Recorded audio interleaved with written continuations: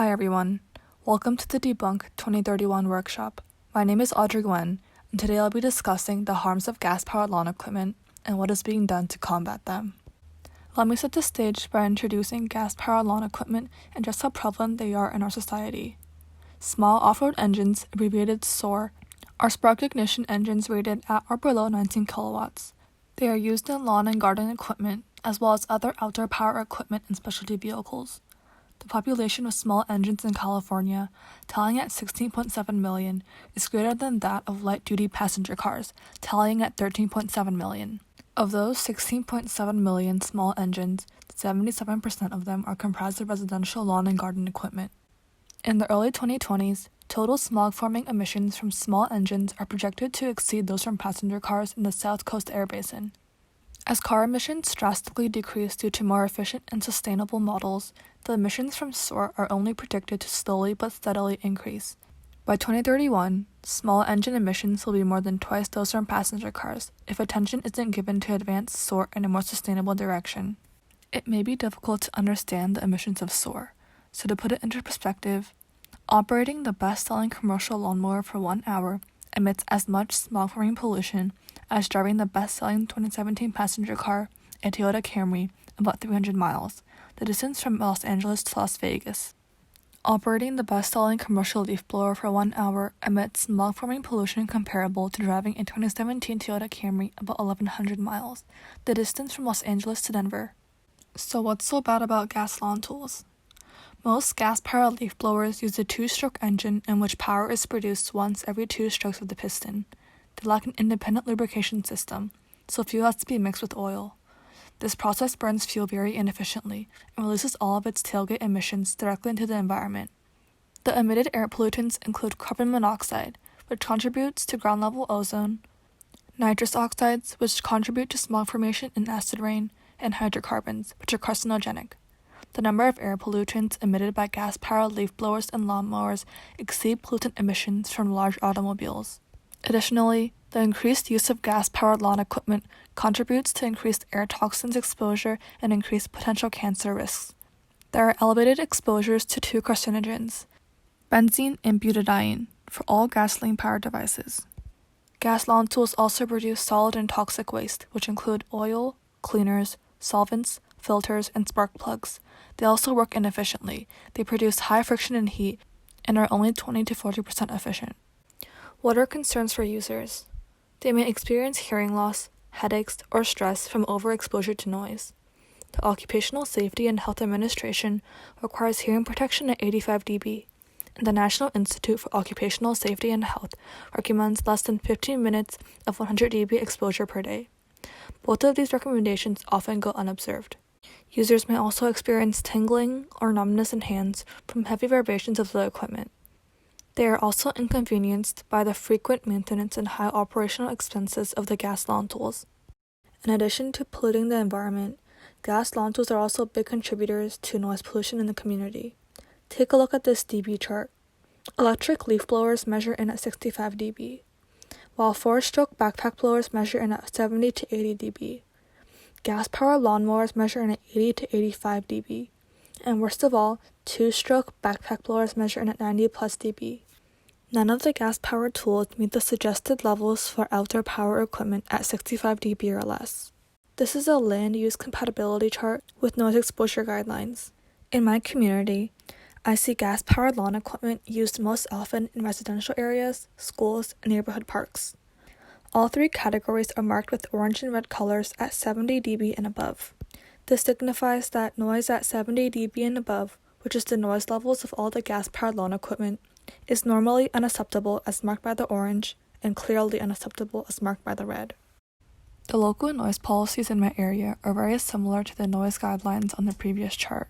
In residential areas, as marked by the green, the noise level should be at around 60 to 65 dB, with the maximum at 70 dB.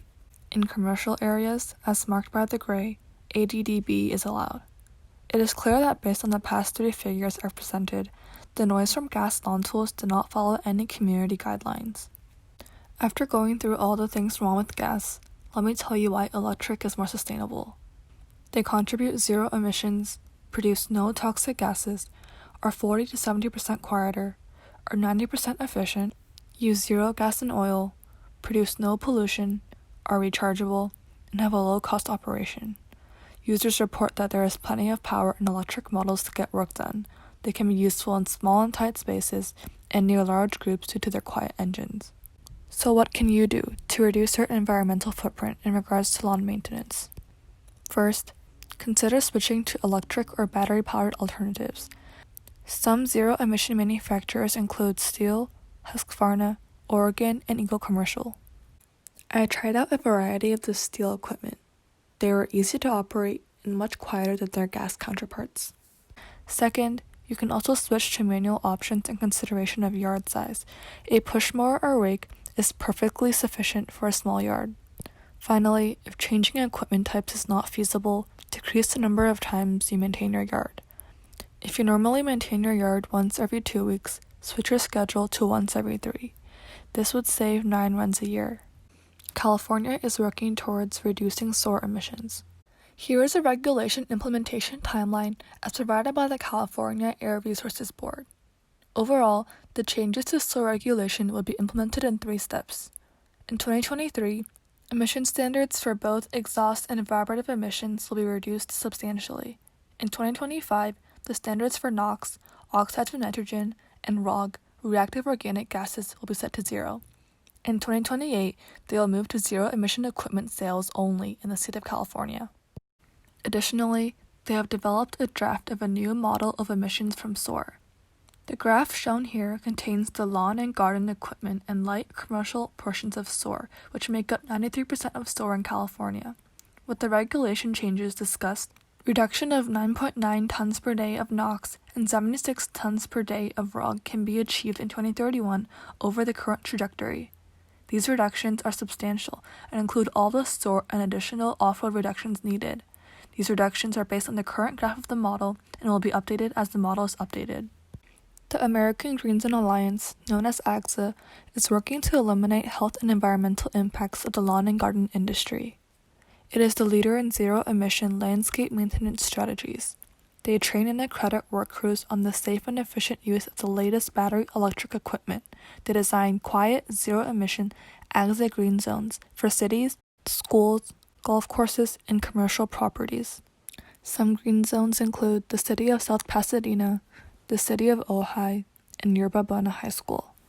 These green zones are serviced exclusively with low-noise, zero-emission battery electric machinery, which eliminates all the hazardous emissions created by internal combustion engines.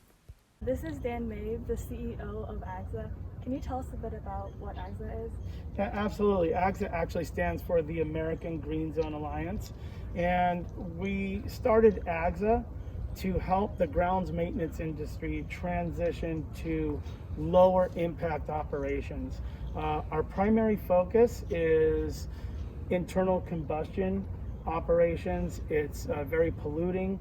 There's a lot of worker health issues, community health, noise, and we really help facilitate taking a lot of the internal combustion motors out of service, and we're talking mowers, blowers, trimmers, edgers, and replacing them with lower impact options. Primarily battery powered, but not always.